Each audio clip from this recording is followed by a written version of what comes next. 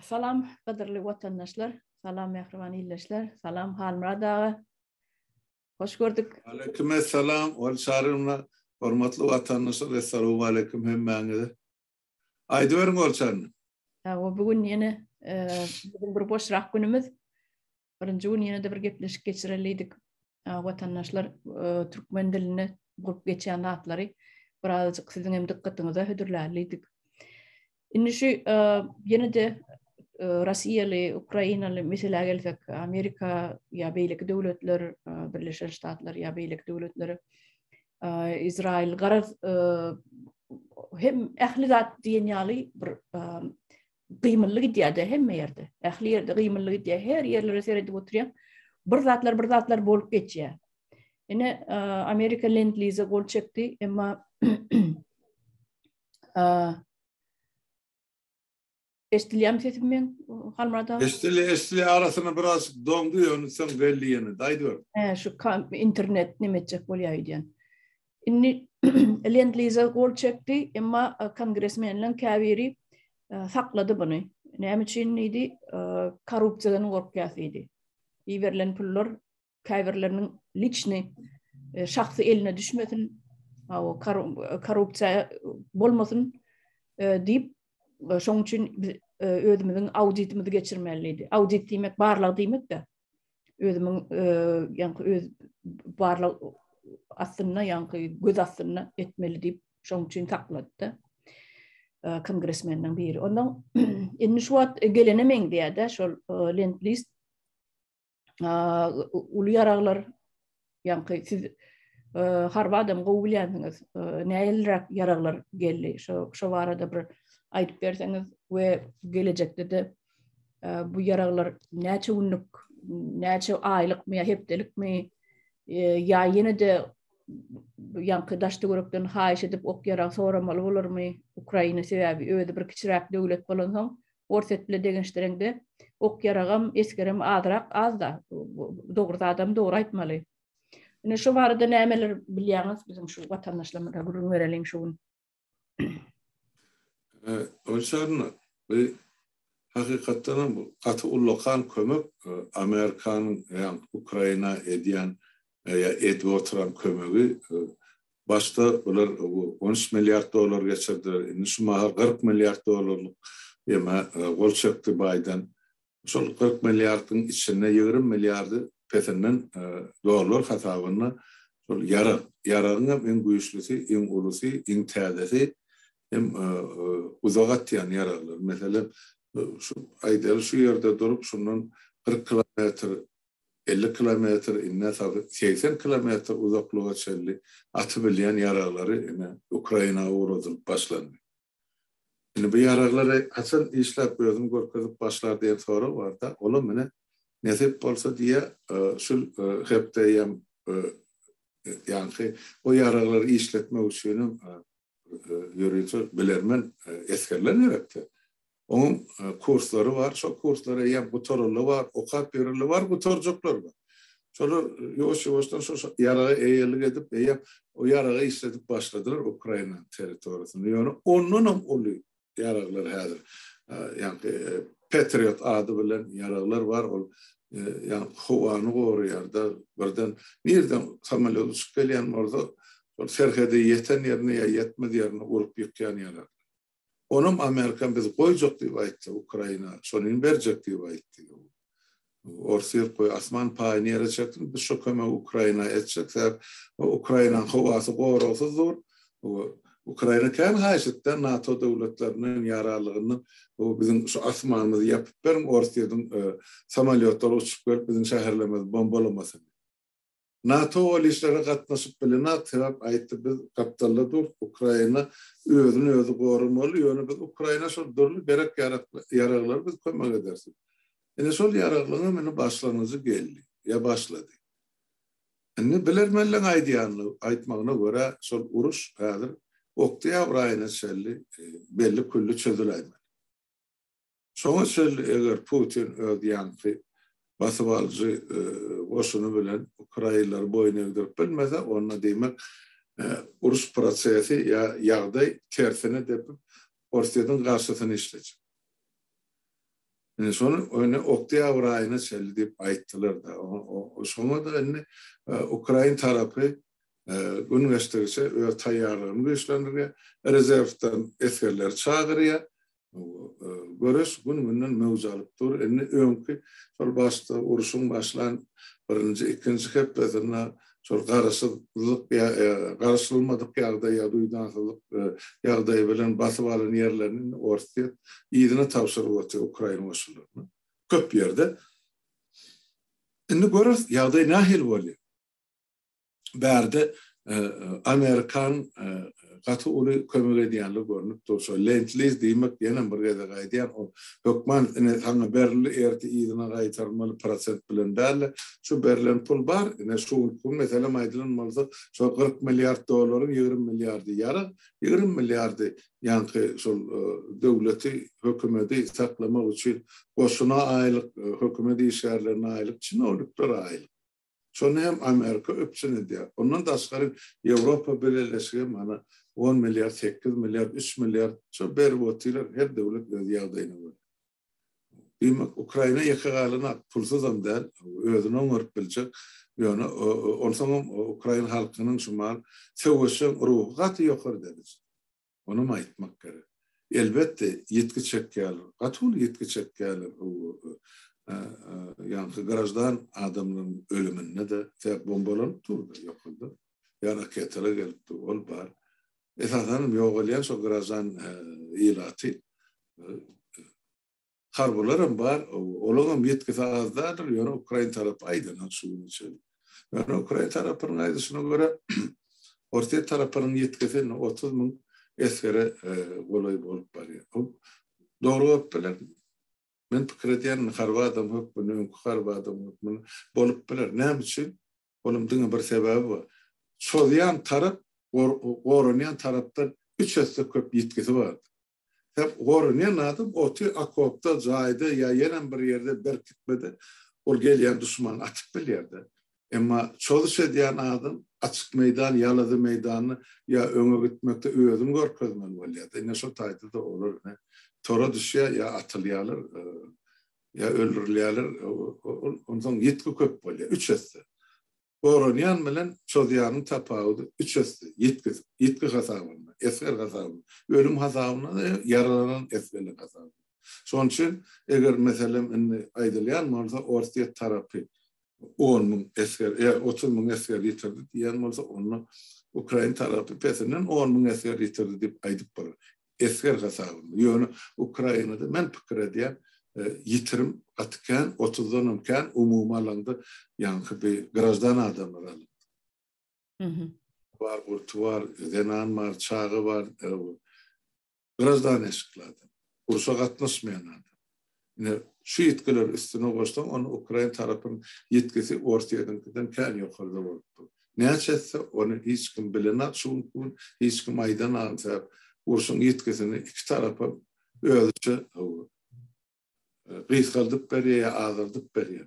Yani yetkike. Şuna edecek bu. Harmada hani mesela bardı gelli bunya ertir diyelle, Putin öldü diyelle. Urşuna devam edip bilir mi ya? Koşundan iyidine çekip Urşu bet ederler mi? Sizin fikrinizce sebebi Putin hasta deyip katı kenay diyorlar. Hasta yaran o kanser var, yani rak ketel var diyorlar. Benim fikrimce de sağdın adama mengden o sebebi şol adam rak ketel olanı kimyoterapiye ya radyoterapiye alıyada. İnne şol alan dövründe adam islenlik adamdan tendaş raklı durmalı. Ödün bir izolyer etmeliler şolordan. Nem için sebebi islenlik mikrop ya islenlik bir kesel grip ya infeksiyonlu kesel islenlik kesel yok biliyor şol adama sebebi onun organizmde yani immün sistemi katı pete düşüyordu. Sebebi şu kimyoterapiye yani belki radyoterapiye ya da kimyoterapiye adamın immün sistemini katı pete düşürüyor. Sebebi rak kletlerini öldürüyor da yani radyoterapiye var. radyologiski yani belki sözülaydımda şonu öýjükleri var yani rak öýjükleri öldüreni kaptalnaki sağdan öýjüklerin bile öldürüyor. Sebäbi saylap duran nokta. Şu misal üçün şeyler bir yani opuhol diýerler. Şonu kesip ayranlarına şonu daş töwereklerini radyo yani neme bilen radyologiski veşestvo bilen öldürýärler da. Öldürýärler oyun şu töwerekdäki hem sağdan öýjükler ölýär. Hem yani rak öýjükler ölýär. Ondan sonra adamın gaterwet neme ýagdaýy düşýär. Organizmi petelýär.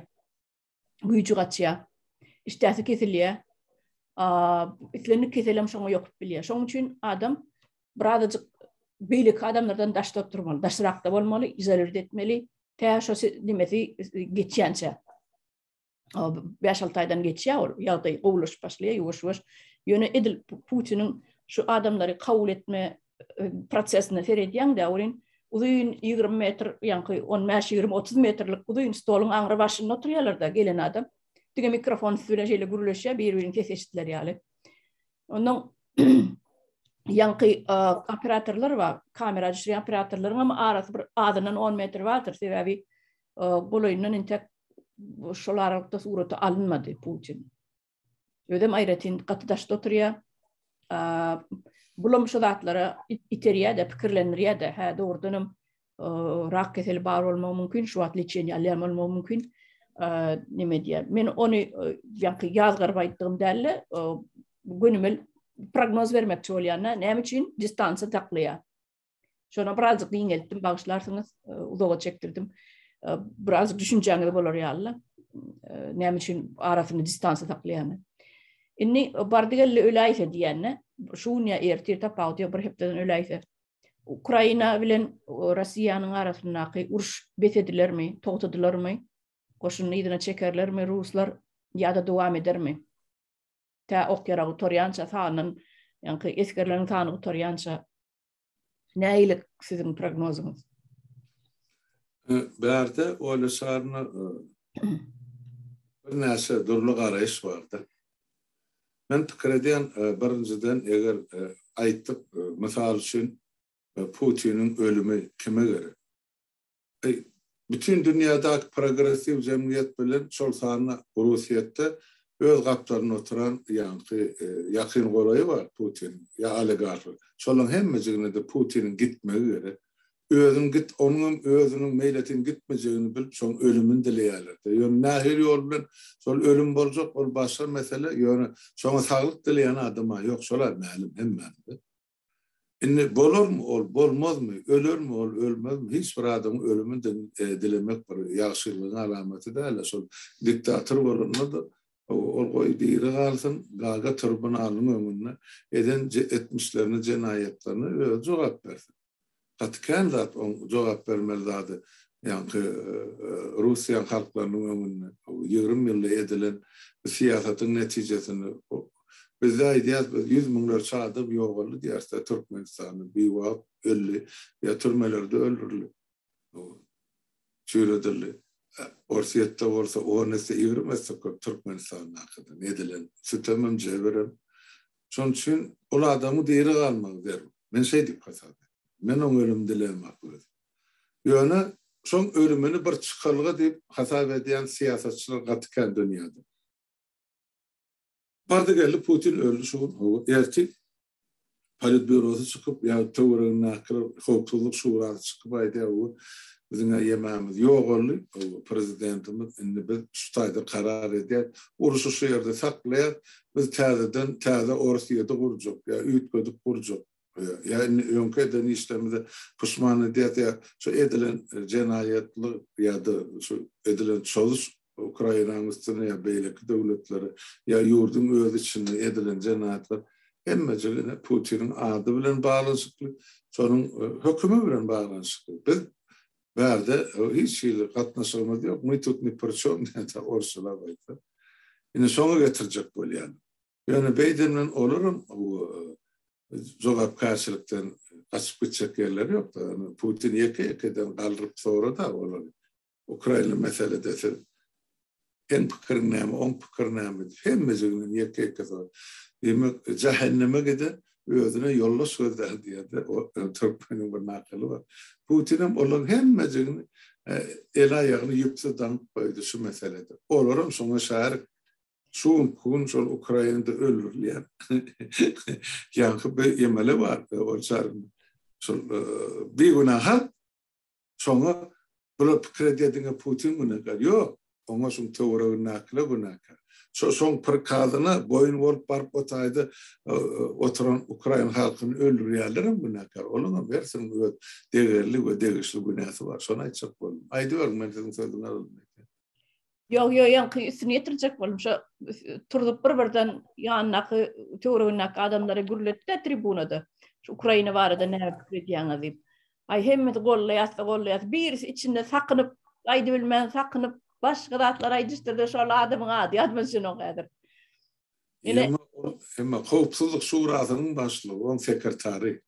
Ömür ady belli, ýa-da ýanky näme KGB'nin işgari, Narishkin'in familyası. Ana. Şu tapsağına, ay sakınıp, hava, yok, ay hava, etiştirip, ankunk edip, näme canılmen bir alzıradı ya ol bir dinlemen dirmeyi bir hilek ýagdaýa düşdi. Ondan ýydyna näme hava menem diýdi. Şu Elener bilen DNR'in diýdi, öz sastawyna, Russiýanyň sastawyna geçmene menem radylygym ber, ýani dur diýdi Putin. Bir tak otur. O ýere baramyk men oňa da diýmedim diýär Putin. Men o sastawymy da alar diýmedi we diýär. Ol aldrap gitdi kellesi. Ýam on. Näme diýdin? Ýa-da seredin halbrada bolanda. Ol atlar öz aralarına gürleşilýär. Bir onu öz sastawyda alar diýilýär.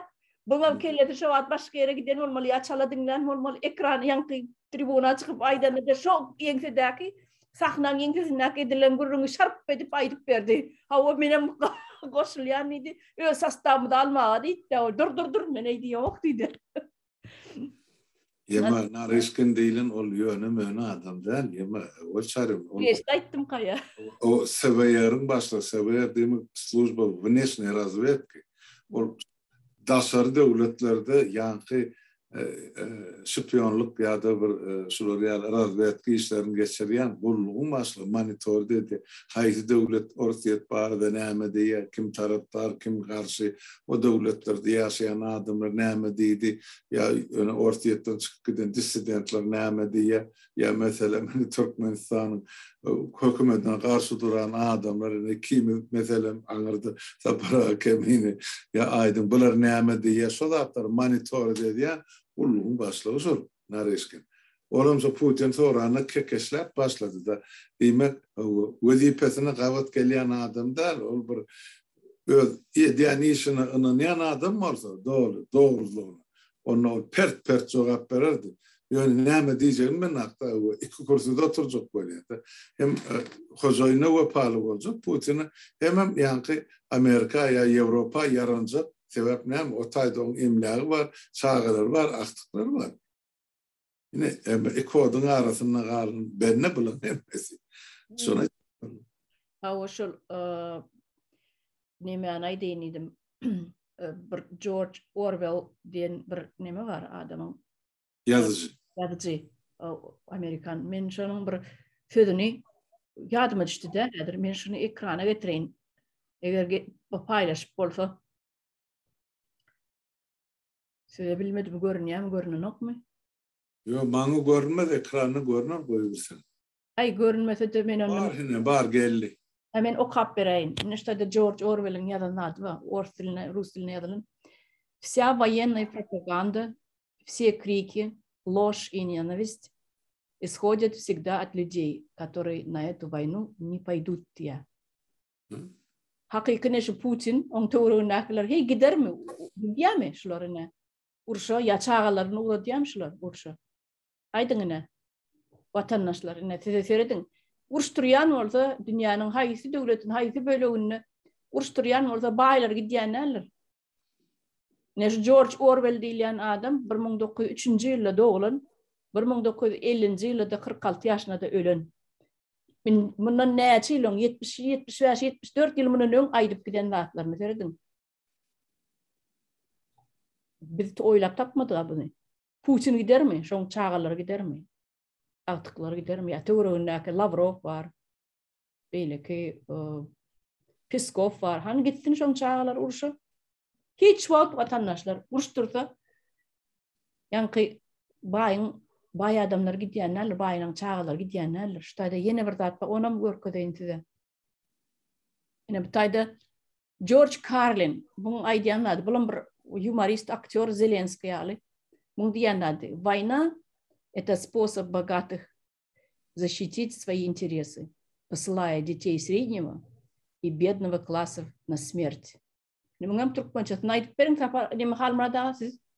Yemen yerde bir uruş bay adamların diye özünü korumak için ya öz yani isteklerini ya özünün ahwetlerini dünya arayışını korumak için yeme uruşa orta gruplu adamların gariplerin çağasını uğratmaktan ibarettir diye de sonra azala uğratmaktan ibaret. Yani George Orwell bilen yani Carlin'in ikisinin fikirden geliydi. Kıyvat birbirine sebep olur aydı. İki adaydı da ikisinin sözünde de esası ecir çekecek bu yine halkın çağası olup durdu. Ama şumal sonra aysından hani 30 bin oğlu adam ya yigit ya halkın çağası vefat oldu da Ukrayna'da Rusya tarafından koşun bolup sürünüp uruşa gelen yine soru ne için uruşa geldiler, ne için vefat oldular, kim için ile soru var. Putin öz koşunu ya bunker noti on teori yağıp yüpek geydiler 20 yıllar. Bunlar olsa şu çağırır öyle çağırır doğru düşünün. Şun kun vefat olayan çağırır iki tarafın kam Rusya'nın kam Ukrayna'nın kam.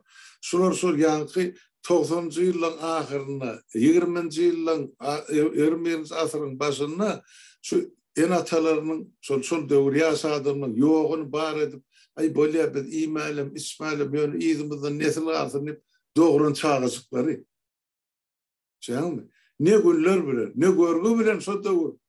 Emele gelen çağırır, yine bu mümkün hiç tadışı zarların vefat edip otiyorlar. Kim için? Putin kim olur için?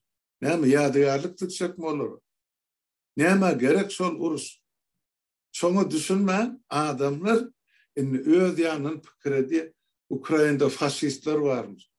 Zaten Ukrayna'da faşistler var olsa benim mesullar bilen katlaşıp ben onun mesul münglerçe 10 münglerçe Ukraynalılar bilen ben tanış. Hiç olmanına biri beni Türkmeni hayata söyleyip atar diye bir zaten faşistler aydar da bana göremek bir faşisti. Nereden taptılar böyle? Faşisti dörediyen özleri faşist devlet. Ne var? Komşu devletin üstüne çözmeyi. Ne mi hakkınız var? O devlete akıllı öğretme. Akılınız kendi varsa sığırınıza doğrap verin. Öz devletini düzedin. Moskva 100 kilometre Anglik geçsek ortasının durmuşu. İyere içeri hiçler tapanak ort millet. Onun bir bedevağıt millet. O 30 yılda hiç tat görmedik halkana ursa durup dururdu. Son için Ukrayna'nın durmuşunu görüp olar bular ya caydı yaşayan kana Ukrayna. Bunun tuvaleti möyün içinde kana köçede de alakan bizimki aldı. Gen alsa tuvalet stullarına çelip kopar tanka yüklep iyidine ortaya dalıp gidiyorlar diye. Bir neyse teknika gitti. Son Ukrayna kapısında durur. Traktör deydi, kambayn deydi, ekskavatör deydi. Hemmecine gitti. Deyanelerini çeldi yüklep. O halkın öz kadının mesela baylığı. Onun öz mülkü. Sen ne için taşının böyle karakçılık ediyor? Onun sen ne sen azatlık getiriyorsun o halkaya, o devlete. Yine böyle bir şey o ikimiz olmuş ol. Bağışla. 9. May münasebeti eden çıkışımızda ayttık da şu Orta Asya halklarının etten ya adamın canının divar yasadılar. Gitler anlık kesmeden. Onun için alıp görsen aklı vefat olan için son Rusya'nın ilatının 10%'im yok. Esasen Orta Asya, sol devre Orta Asya değil, çünkü Merkez Asya 5 devlet Kavkaz devletleri, Ukrayna, şonu mengisler. Ya Ortaydın içinde de Baskırt deydi, Tatar deydi, Uygur deydi, Neme deydi, ayıkarırken şular gitti. Hakiki Ors bolup bulungadın ya canı vefat edin, Ursun Nimet'ine teresen istatistikadına katı azdır. Kahramançık korkadanım, şu beylekiyen kağıdak geçen milletler pida bolarlarım sorur. Onun için bular buğun kun ahli takırdısı bile nemen suud edecek böyle. O niren Ors dünyası. Nemen var o taydı. Yine Ors dünyası, yine Ukrayna'da video üstü bilin, ana suud daması var. Yine şu tayda bir daha bellek geçen onun için. İkimizin sol son kaydan 2-3 çıkışımda negatif koment yazarlar var. Benim giyip Kemal okap görüyen olan var diyen yine siz Orsiye'de karşı diye. Bana kendi bilen aklı. Size de geldi. Siz zenan görüyorlar mı? Bilmedim. Ya gövünün ne derecek bolyarlar mı? Yok. Halmada bana de bilmediler. Yok ben düşün. Yok ben bilyen siz dedim. Yani sonra finans görüyorlardı. Belki şunu ağladır, belki şunu kendi. Vakti bitirmesinler boşuna. Gatı arkayın yatan yerin. O adamın üstünden siz entek görecek gününüz entek belli değil yurda varanızdı. O politiyar belki adamlar bizim kurucu meclisimizde de Milli Halat Edici Komitetimizde de ana yaşlar var. Türkmenistan'ın kurucu yani hükümetin nedir ya geçici hükümetin ne? Bunun ideyin adamlar. Bunu bilye etmeli için. Ne hemen üstünün geçmeliğinden bilye. Yani o beydip töhmet atıp o beydip kıyığınızı pırkıp o Türkmen ayıpsına yani kümsüklüğünü edip ne hemen alacak bolyanız. Kimi beydip peselçek bolyan ben düşünüyorum ama sonuçta koment yazarları izleniyorum işte. Erkek bolyan olsanız yine otursa yüzümüz açık sizin yüzünüz açın da gelin benim yanımda yani öyle çağırmayın. Düşünüş yok oğlum. Hangi görelim sana? Eltine yüzün açtın mı? Giyilere deşik tapar mı sana? Yok. Yönetiz sol yani Türkmenin miskin sokarlığı bilen dürlü dümen nickname bilen özüm bir adam 10 tane nickname bilen yazı poşurkundan tanıp doğru. O çağırın. Yine ulan erkek bolsam son geldi. Çiralı yani sahibimiz görgülü bir de aydır da Türkmen okav olanak yine şu okav olmayanlar ne diyen daha şu. Yorganın aşağından yazıyorlar diysen ben. Onu basaracak işi yoktur. Belli inni olan inni möhletinin doğulanını inni belli halkın öz hak hukukunu iyi bolcağını özlerine kaçıp atalığı gözleyelim. Belki şunu değilsek halk koşaşar, belki şunu değilsek biz ölyançak yurtta üyt köşüklük olmaz diyen rahat bilen bulaştıracak bolyalar da halkın gidip barsını ya halkın gözünün açılmalı. Bollu inni. Bollu. Ay benim den ayttım sizle. Bollu ne deyip. Aytma. Ol oyunlar geçen oyunu. Vatandaşımıza yüzlenen. Ol oyunlar geçen o geçmeden. Tevavi bu manglayı daşa degip çıktı. Sizi alacaklardan korkacak adam yok berdi. Şoň üçin sizin ýazýan kommentlerinize de üns berýän yok. Mene jogap bermeýän. Kelleme mağırtmayan. Onun için cevap vereceğim. Delinden eylak böyle blog edip taşlayacak. O düşünseniz düşünün, düşünmeseniz düşünmeyin. Ben diyecek olan adam yine blog ediyen sen men niye de? Yine blog ediyen diye. Sizin diye bar edilyen adınız size karşı çıkan adam blog ediyen diye. Men şonu blog etmek bilen yazyan adam erkek kişi de bilen ne? Men sen yüzüne şarpık çallığım şol vatandaşım. Ayal adamdan sen şarpıydın. Ne açı tapar? Men sen yüzüne blog ediyen adam şarpık çallığım şol. Şarpık çalyanam orsam sen şonu bilmeli, düşünmeli. İnni kilinci de kayıp gelmeliler sen. İşte oraya. Sen gelmem, sen bana gerek derliydim şol. Düşünmeyen olsam katı binam adam ekenin. Ben hayteynidim. O sarını bir istenlik demokratik cemiyette de hak hukuk var. Yani şu aydiyan zadını ediyen işini cevap karşılığın var da şu cemiyette. Men demokrat, men söz azatlığım var deyip ağzına geleni sen bravo oturmalı. Diyen zadına sen cevap vermeli. Yok, halmada ol demokrasiya adam demokrasiya bilen bir ödün alıp barmaň ýanky hapa paýyş sözleri söýmäniň demokrasiya bilen arasynda tapawdyny bilirsin ilki. Sen blog edilýän bolsaň diýmek sen birdar diýensiň de blog edilýänsiň. Demokrasiya ýok, o taýda isem ýok demokrasiya. Aslında demokrasiya sözüni bir girip o kapyr görüň ilki ýazma kaňyp. Yok, sor özlerini demokratiyanın atası deyip hasap ediyorlar. Bizim oğlu bilen ömür gıydı olyapsa demokratiya.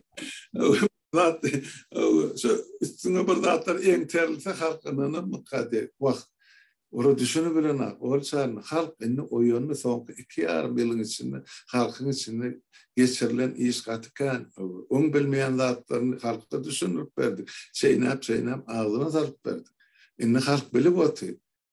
O zaman niyazı bizim atamız deyip veren halk inni düşünü so melgurluğun, zannıyamarlığın yine Türkmen'in betbazçılığın sonun maslanlığın ya sonun kurunan ereziminden geliyor.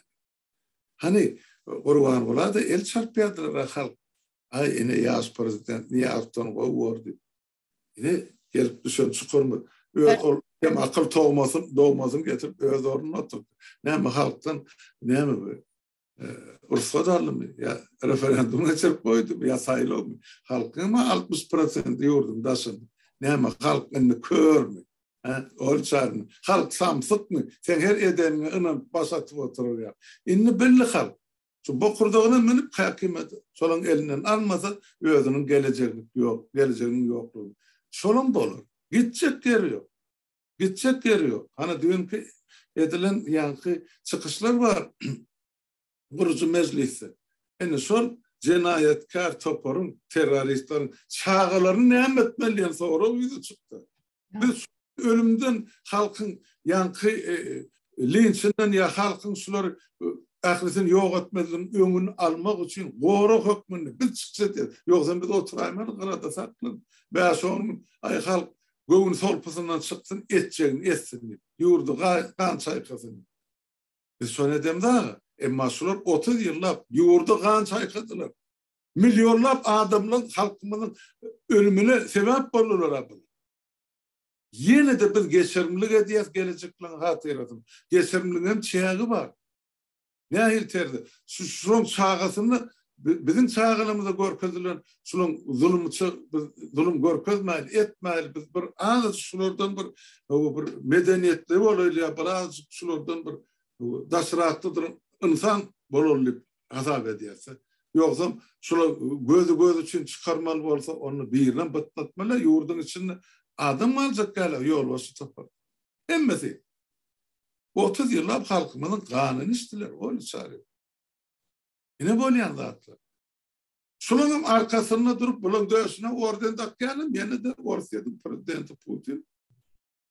Niyaz oturdanın Moskvan Kremli. Urwan Ulin getirenin Moskvan Kremli. Bunun oğlunun appalap daşını uğrayıp oturun. Yine de Kreml. Hani şu barcak boluli. Rusya'nın üstünün birin geçirir mi? Yok. İran'ın üstünden bararsın. Azerbaycan'ın üstünden belki geçersin. Özbekistan'ın biz bilen katnaşık edeceğini bilse. Oğlum gözün yumar biz varsa. Yani Rusya'nın üstünden bir adamım geçme. Olur diktatör gere seyredin. Orta Asya'daki devletlerin, yol başçılarını, orçağını. Hemmecigen diktatör. Şular kim kollab otu? Kim şular koltuğu veriyor? Yevrosoyuz mu? Amerika mı? Yok, Rusya. Rusya. Legim diye. SSR yıkılı tapağı diyor. Yani şular ben kullarım deyip saklab otu. Bunun netenayel kulçuluk gerek bize. Sonra 140 yıllarına uğrak bari biz bunu saklab diyorlar. Aydı verin orçağını, ben katıkan vurladım aydan şu. Yo, aydı verin, ben dinleyen dedi. Şol doğru aydan atlığınız, elbette o yönelmene gelip oturana Serdar. Onu şol yokurka gerek adam, Orsya'dın adam, Orsya'da gerek zaten. Gerek, şon yalı kamtık gerek. Ol öz başını çarayan adam, etcek işin bilen adam, siyasata düşünýän adam, ekonomikada düşünýän adam, yurdu kaldıracak adam gerek dele olur. Olar ýaly adam goýdurmadym. Şolar ýaly adam goýýany da problema dörecek. Orset bilen Türkmenistanyň arasynda. birden kol çekişmeler var, birden dogavarlar var. Olar bulaşacak. İş beterleşecek.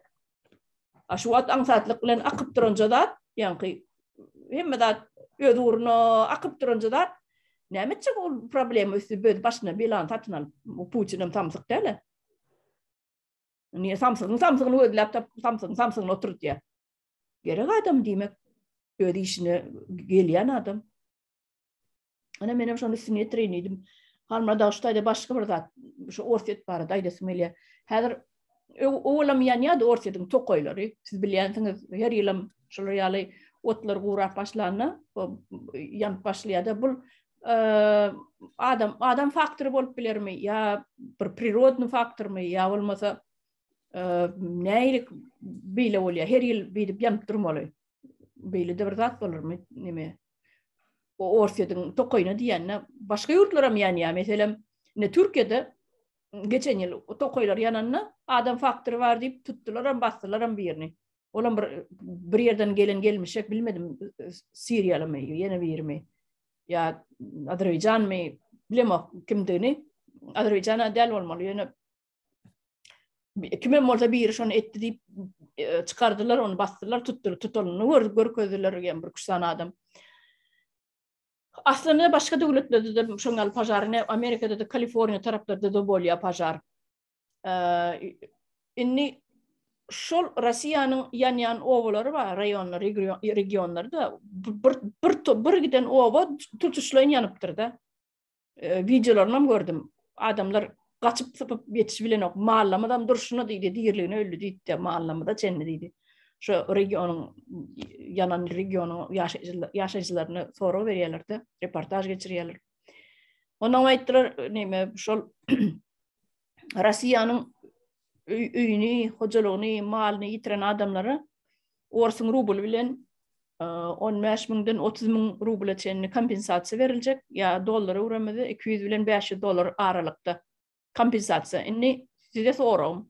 200 ile 500 dolar aralıkta adam özüne cay kurup bilir mi ortiyette? Mal edinip bilir mi? Ne şu arada men size sorum veriyen.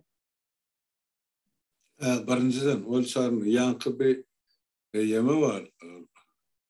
Tokoylar ne için yani? Bunun birinci sebebi tabii. Orsiye'nin tokoylarında tarfiyanlık deyip bir zat var. Torf bilen, yerin aşağına torf vardı. Ona yukarıdan günün şokrası düştü. Şu tayda da bir damza su var olsa, sol efekt verip, ondan sonra şu taydan tütseler, tütep, ondan oğut düşüp, tokoy yanıp başlıyor. O birinci sebebi. İkinci sebep, bunu yeni yankı sol yaşayıcıların, ya grazdaların eli bilen tutuşturulayan yangın. Olam sol ekin meydaları ya tokoyun otunu yağ çıkanını otlap yakıp ayırıp son yere ekin ekkeler ya neyme hasalat olmasın. Olam körap yel bilen gidip tokoyun içine girip tokoyları yakıp başlayadı. Yani ekin meydalarından çıkıp ya öğün tavırından değil. O ikinci. Yani üçüncü taraf var. Mesela bir katı köp meçhurlu tokoy yangını nemden gelip çıktı. Bunlar sonra tokoyu çapyalar, bırakan yerler. Ağacın uğru diyorlar Hıtay'ı. Sonra tokoyu özler, otlayı, alan töngöleri bilen. Ay yine yanını diyorlardı. Ama yanına pulunu alırlar. Yine şeydi, Orsiye'den tokoyları yok ediliyor. Esası yine köp yangının sebebi sol ozal tokoy çapılıp, kırım ağaçlar galiba, o ağaçlar yankı 100 yaşan, 80 yaşan ağaçlar çapılıp akıdılıp bana Hıtay çıkarılır. Onun hemen malum. Yine yangının üç tane sebebinin varlığını hemen saydık. Onun haytından başlanan haytından bu tordu. Kim onu izlerleyen, kim o gerek? O van bir çeti yan başlanan öçüryan adamım yok. Onun pazarnığım yok, onun suğum yok. Elbette hem azat yanar. Zaten emel ediliyor köpüsü. Şu yerlerde adam kalmalar ahırda o teritoriyada ortaya boşap kalsa beyleki devletlerin eline geçmeli. Yine son yani ikinci yarımını ben kaytalap verdim. Şu sorunuzu ben birinci yarıma cevap verdim. Nişal kompensasiya verecek. Yok düşünün. O kompensasyon mesela Sol 15.000 rubl liylinde hiç adımdan orsiyette şuma o sol aylık orta hesaptan hesap edilen aylık 50.000 sonun yukarı olup gidiyor diye de almayan aylık pensiyeli elbette al. Yani 15.000 yani o tayda ne mi edecek? Edebilecek işin yok. Ya kurabilecek zayıngam yok. So 4 divar olsa so 4 divarın fundamentine vurup boluna sopula. Divar var da görürüm. Şu gelen ukaz şeyle verilmeli kompensasyon bu pravительство yani hükümetin verecek pulu şu regionun cayını yitiren, malını yitiren, emlakını yitiren adamlara $200'dan $500 aralığı dolardaydı. Yok onun berberliği var diye yani belli divay diyen yer yoktu. Vermeli. Olum sol ama sağı doğru adımları verilen kompensasyal boşluğum ortağı. Arka neticede ne açıkçası su vası orsiyeti yargın malı. Bir sözünde de durana yukarı hükümetim yerli hükümetim. Eğer ayıtmalı olsa orsiyetin halkam balayıp yüpökkeyene vatandaşlar ağırdır. Yani orsiyetin halkı olsaydı men odal pikir ediyordum. Ahırı günah ne sol Kreml'li yol başlarına, Yeltsin'le, Putin'le onta uğrarım. Yani Ukrayna edilen çalış ya Urus orsiyetin halkının sonra şeriktiğini görkürdü so cenayeti. Ya da o tirar koment ay berekella urun yıkın o dalın vatanı dolanın öldürün sol emeler. Kırın diye kırın. Kırın diye. Çağa çok adam kalmadın. Sen kime kırın diyen o parakırda turun ilata sana ne mi yamallık etti. Yeme diye 8 yıllardan bazı kırdılar böyle diye. Yok iki tarafa mı atış etti 8 yıllar. Ne Ukrayna tarafının adım az ölüm. Onun oradan bahsediyorum Ukrayna'nın teritorisi. Lugansk Ukrayna'nın teritorisi. Eğer SSR yıkılırsa serketler doğrudur. Berza'ya çıkvarsa Kırım Ukrayna'nın teritorisi. Ne anca üstüne bakıp ay o tayda Ukrayna'da yaşayan Orslan gövün ne deyiptirler diye. Kim olan gövün ne deyip? Degen malda hükümeti var falan. Suudu var, katığı var. Oy özler düşünüşüp özler şu tayda oturanlar yazsın ana halkara suuduna yazsın. Gaga suuduna versin. Miting etsinler. Prezidentin çalışsınlar. Onun öz işi. Ol gelip onun içine koşun salıp meçe var. Ne orsiyedin oyunu son. Ağzına alırdık devran soruyor. Neme gerekti? Yankı bir Gruzya uruş etmek. Neme gerekti bir yankı Moldavyan bir teritorisini almak. Pridnestrovya edip. Neme gerekti beylikli devletten için. Neye görün var Siriya? Sen ne mutay? Sen toprağın oğul. Bütün dünya onu sana. Ahlı uğru toprağın 6'dan 1 orsiyedin elinde. Dünyada en yarısı baylıklar, en bay devlet son yönü milletin bolup yaşa oturan şertine denedim.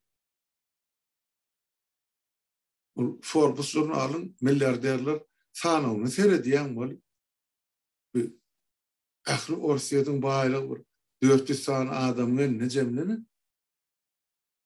Kalanı hiç tadım yok. O son adamların Putin'in tavırı. Vesselam. Bizde de Türkmenistan'ın şu.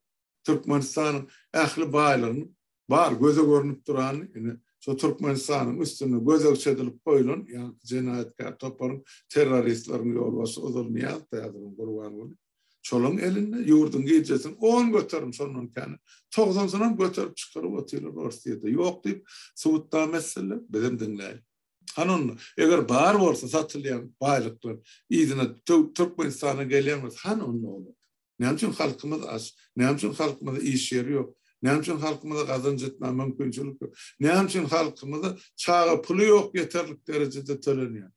Ne için halk açlığından ecir çekiyor, ölüyor ya keselçiliktir? Cevap versin. Cevap olmaz. Hep iyi oturun, bokunu biliyor bunu.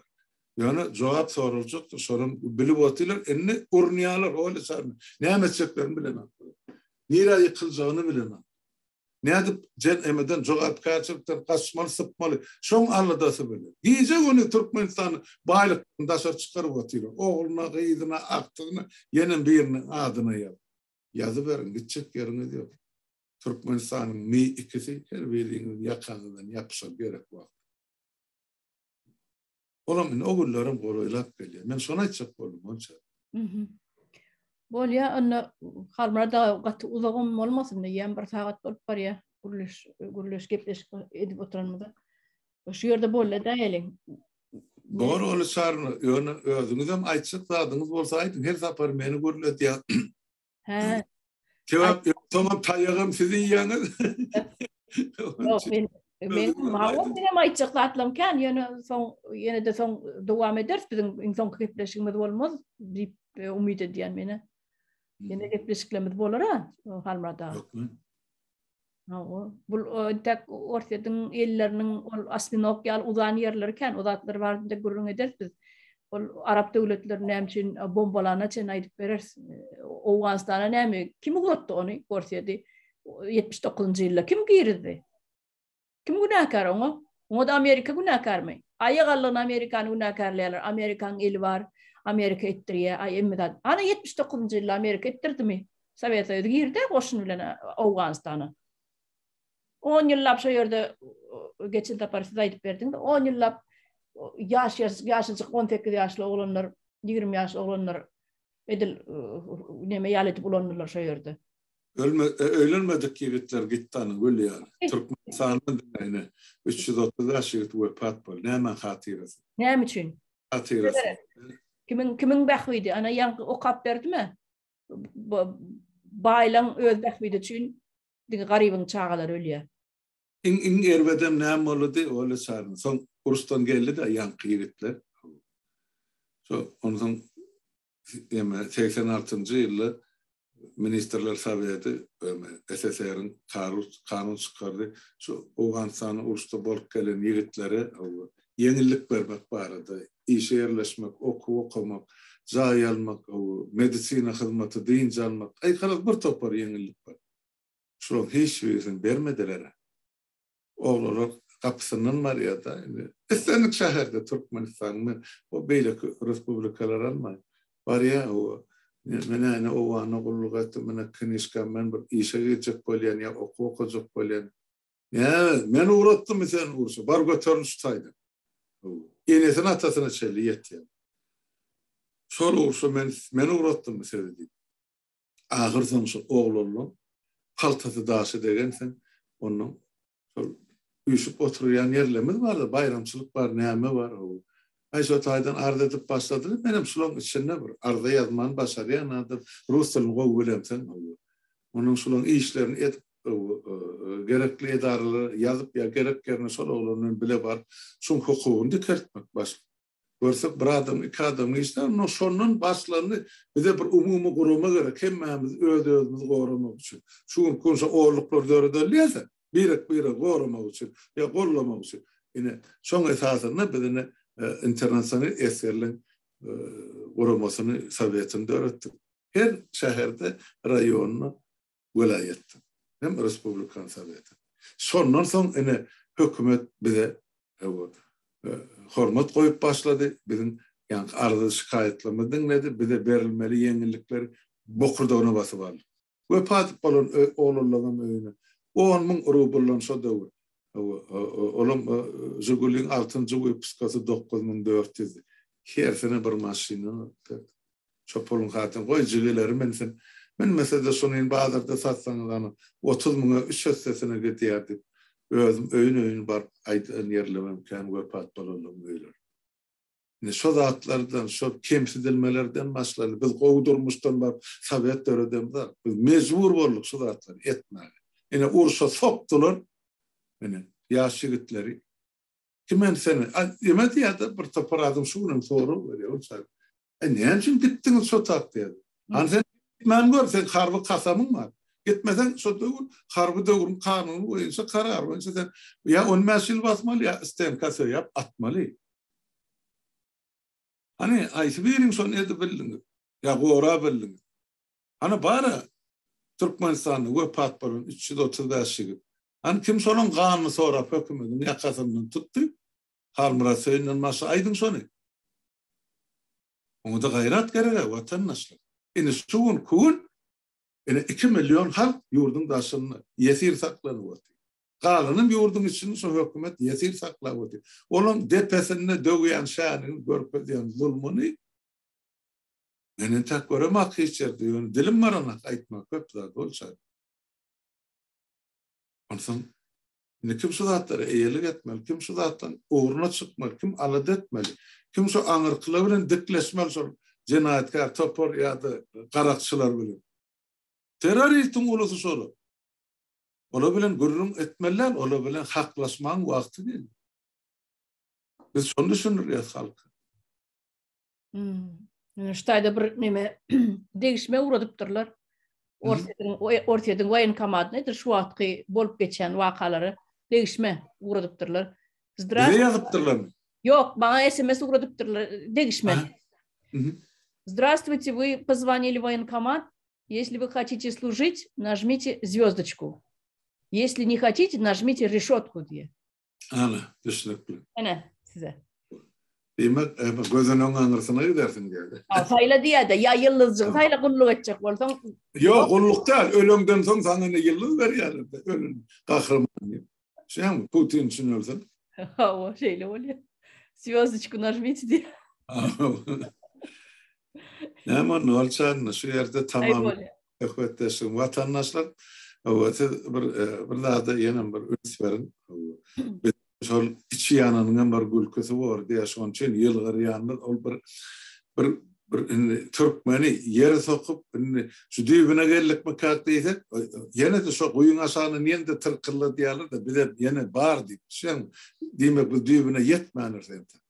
Yani kurban kulu bilen yine şu bir yani hem cenayet, duman, kıyınçılık başımızdan soğulur deydik. Doğmasını getirip koydu. Yine onuma ilkinci adımlarını gördünüz. Neymeden başlayan. Tomasani hazır özünü tutup bir yıllarını son, 2 yıllarını son işlerini görürsün. Şu gidişine gitti. Yani yol vermeli mi ya yok mu? Yine şu arada oturun, oylun, fikirlerin neticeniz gelin. Onu yazın hani komentlerde ne fikriniz var olsa. Yani oluşanı bir daha doğru etti. Adamı kemsedici sözler yazıp oturman peydası yok. Onu kulak asyanım yok, onu cevap vereceğim. O beydip o hükümetin hizmetkarlarına açığını niye aşarsın? Sebep sizin hemenizin adınız, familyanız yan belli mi iken. Karlarının paramızı hükümetin özü tavsırıyor. Size kulluğu yani satın alırlar, size 5 say töleyerler. Ne bilin elimizde kullar şu dedi. Son ne mi ağlayacaktı halkın önüne çıktı? Son Türkülük sakkal etmedi. Bilip koyun sonra. Sonra hiç çık böyle. Böyle olacağını siz bir daha çık olsanız yetirmişsiniz. Cümleni kurtarayım. Ha onu şu yerde kurtarayım. Benim şu vatandaşlarımda aytacaklarım Serdar yine başlangıcı gelin başlandı atlarına mı ödümüz biliyorsunuz.